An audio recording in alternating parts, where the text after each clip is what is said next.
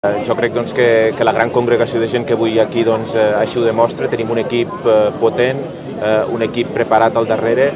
no només evidentment per part dels candidats que es presenten, sinó també per part de tota la gent que ens acompanya i que ens dona suport en aquestes eleccions comunals.